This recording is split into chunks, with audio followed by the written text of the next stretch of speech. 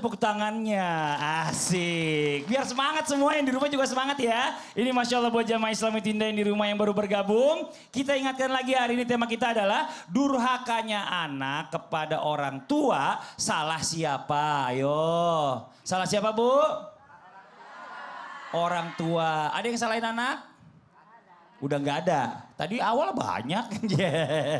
Sekarang kita lanjut lagi nih Masya Allah. Jamaah. Yeay. Ini apakah kita sebagai orang tua tadi dibahas di awal. Tapi saya masih penasaran ya sama Ustadz Syam nih. Mohon izin Ustadz Syam. Tepuk tangan buat Ustadz Syam. Ya Mas Fadli. Orang tua ini katanya juga harus introspeksi diri. Atau introspeksi diri. Kenapa bisa anak ini sampai durhaka kepada kita? Apakah kita nggak berpikir ini anak pasti yang salah? Nggak mungkin saya ngajarin anak saya yang jelek-jelek. Nah ini mohon izin penjelasannya. Tepuk tangan sekali lagi buat guru kita Ustadz Syam. Ustadz Ilman, Gilbi Ustadz Maulana, Mas Fadli, jamaah di studio, jamaah di rumah. Al-Quran surah Al-Baqarah ayat 83. A'udzu billahi minasy syaithanir rajim. Allah. Wa idz akhadna mitsaqa bani إسرائيل لا تعبدون إلا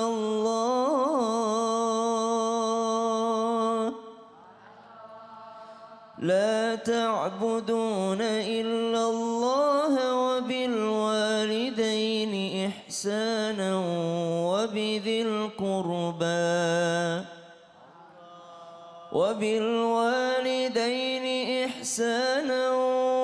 القربى واليتامى والمساكين وقولوا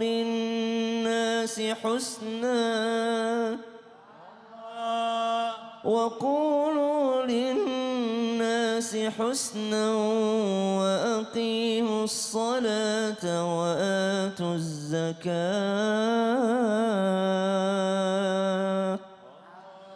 ثم توليتم إلا قليلا منكم وأنتم معرضون. Lagi-lagi Allah Subhanahu wa taala mengingatkan agar tidak menyekutukan Allah dan berbakti berbuat baik kepada kedua orang tua. Anak durhaka, salah siapa? Hari ini judulnya seperti itu. Tapi bukan untuk mencari kesalahan orang lain, melainkan kita bercermin dan kembali lagi introspeksi diri bahwa ternyata kesalahan itu ada pada diri kita. Jadi hari ini yang menyaksikan Islam itu indah bukan mencari, ternyata anakku memang salah. Oh ternyata memang bapakku yang salah. Oh ternyata memang emakku yang salah. Bukan. Tapi mari kita bercermin, jangan sampai kesalahan itu ada pada diri kita sendiri. Perlukah orang tua introspeksi diri tentang kedurhakaan anaknya? Maka kata ulama, apa sih penyebab anak durhaka itu yang disebabkan oleh orang tuanya? Yang paling awal yang bisa membuat anak durhaka karena orang tuanya salah memilih pasangan.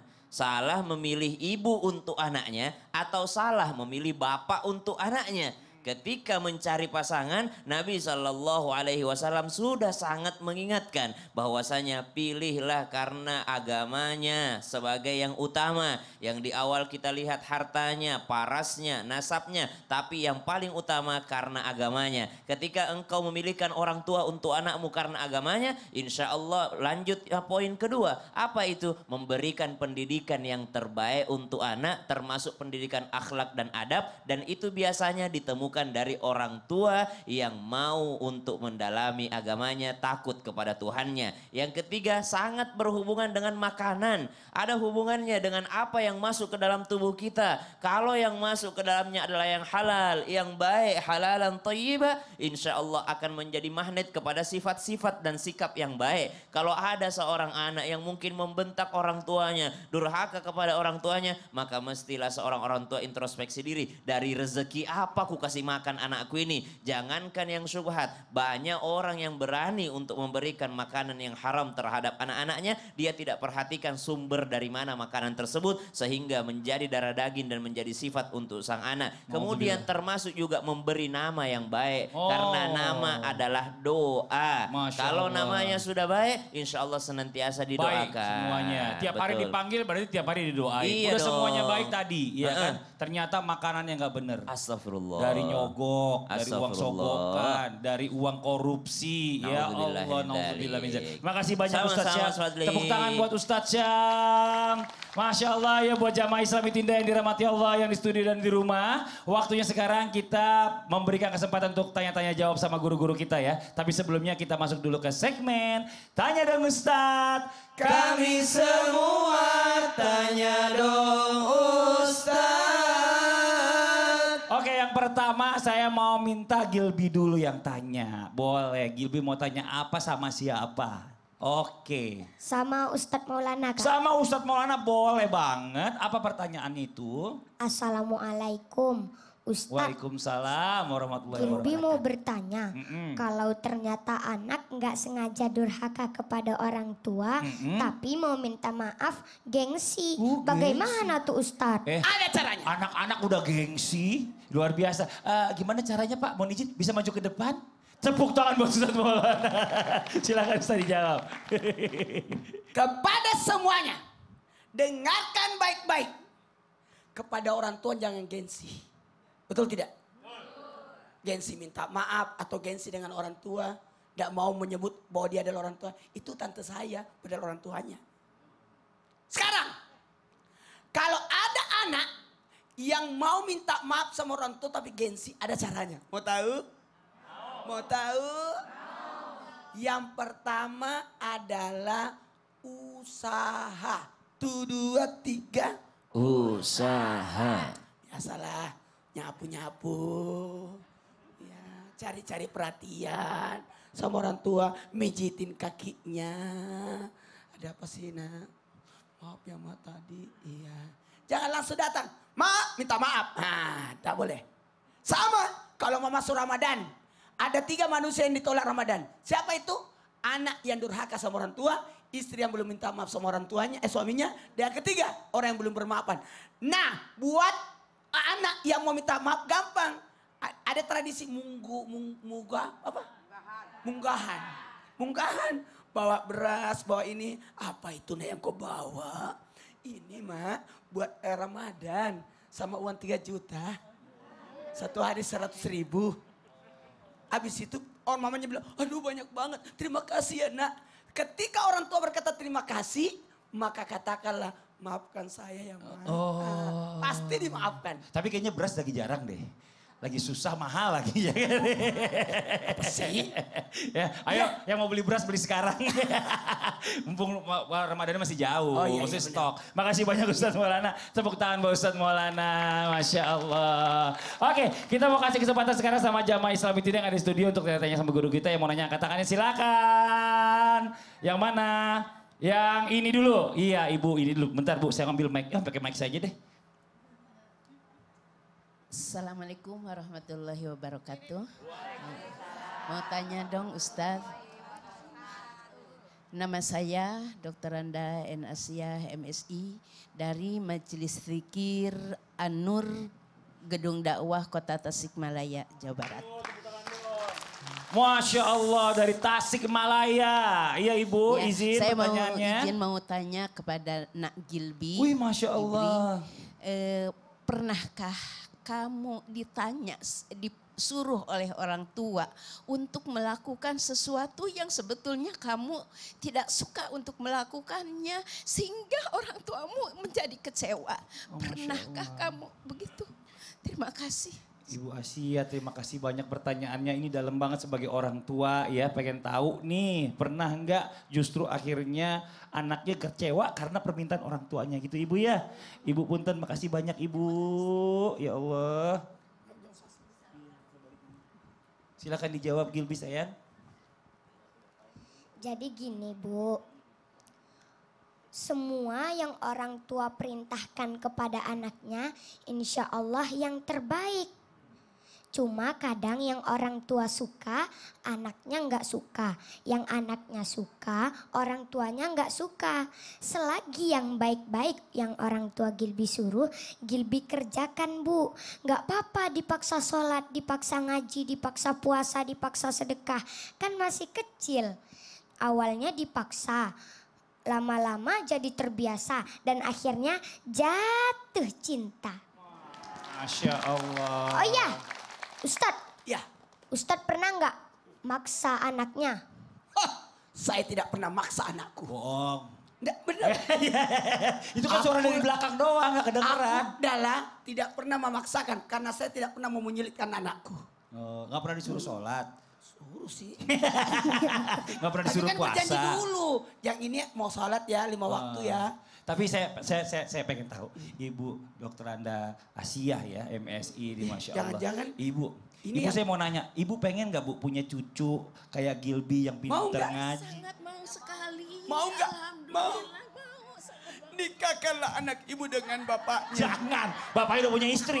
Sembarangan aja ya. Kalau nggak Kan dia bilang, Alhamdulillah, terima kasih. Makasih banyak Ibu. Tepuk tangan dong buat Ibu Asia dan juga Gilby, Masya Allah. Oke, satu lagi yang mau nanya boleh silakan angkat tangannya. Yang mana? Oh, di atasnya boleh silakan. Aduh, Masya Allah. Punten Ibu. Cincinnya bagus banget, panjang. Assalamualaikum warahmatullahi wabarakatuh. Waalaikumsalam warahmatullahi wabarakatuh. Nama saya Ika Mudrikah dari Majelis Dzikir An-Nur, Gedung Dakwah Kota Tasikmalaya. Saya mau bertanya kepada Tepuk tangan, Masya Ustadz Allah. Hilman Ustadz Hilman boleh, Ibu Ika silakan. Bagaimana Ibu? Kumaha? tentang anak saya.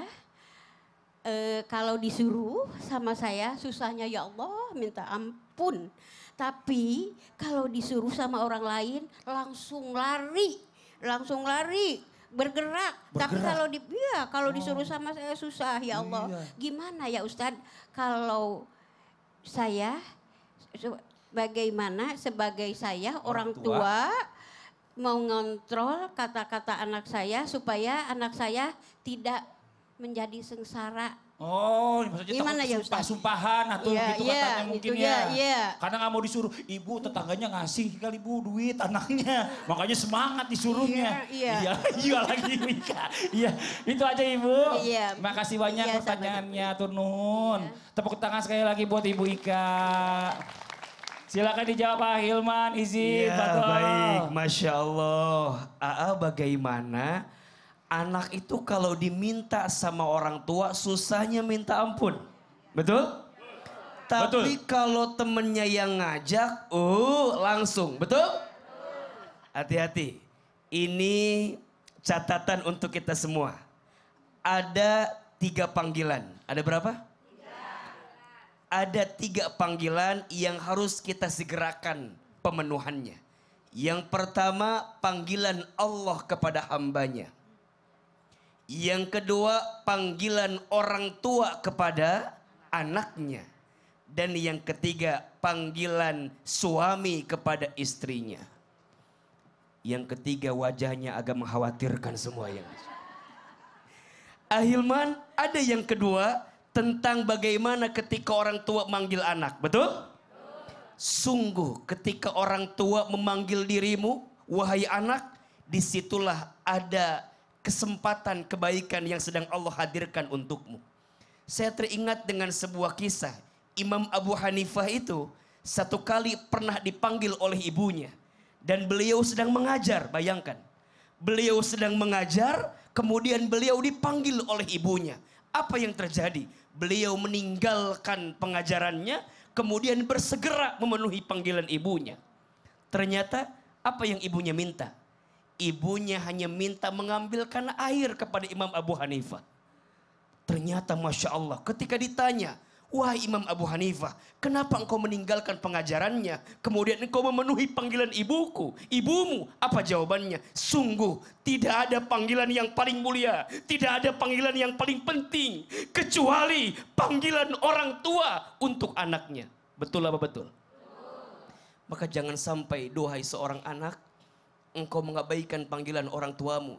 Saya teringat dengan sabda Nabi SAW. Apa kata Nabi? Rogima anfu, rogima anfu, rogima anfu. Celaka menyesal, celaka menyesal, celaka menyesal. Siapa mereka? Mereka seorang anak yang masih punya orang tua. Tapi mereka tidak bisa masuk surga. Kenapa? Karena mereka tidak bisa membahagiakan orang tuanya. Nauzubillah min dzalik. Terus gimana dong kami orang tua agar nggak keceplosan? Iya kan?